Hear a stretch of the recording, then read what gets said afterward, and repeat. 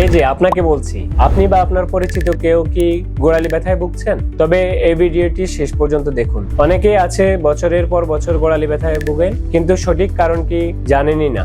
গোড়ালি ব্যথা মানেই শুধু হাড়ের সমস্যা নয়, গোড়ালি ব্যথার অনেক কারণ থাকতে পারে।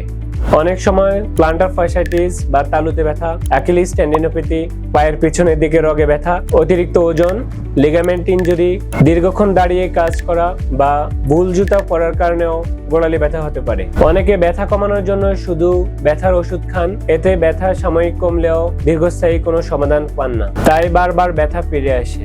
যদি সকালে ঘুম থেকে ওঠার পর কয়েক কদম হাঁটতে কষ্ট হয়, দীর্ঘক্ষণ দাঁড়িয়ে থাকলে কষ্ট হয় বা হাঁটতে কষ্ট হয়, তবে বিষয়টিকে অবহেলা করবেন না। সঠিক মূল্যায়ন বা অ্যাসেসমেন্টের মাধ্যমে ব্যথার কারণ খুঁজে বের করুন, তাহলেই সঠিক সমাধান পাবেন। কারণ ভেদে চিকিৎসা পদ্ধতি আলাদা হতে পারে।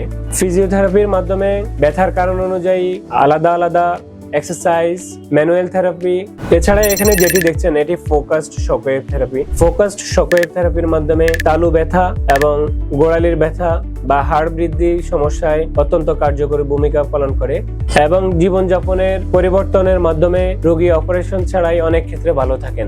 মনে রাখবেন, ব্যথা যত পুরনো হবে চিকিৎসার সময় বা খরচ তত বেশি হয়, চিকিৎসা ব্যয় তত বেড়ে যায়। তাই ব্যথার শুরুর দিকে অবহেলা না করে গুরুত্ব দিন, সঠিক অ্যাসেসমেন্ট করুন, দেরি না করে একজন অভিজ্ঞ ফিজিওথেরাপিস্টের পরামর্শ নিন। Thank you.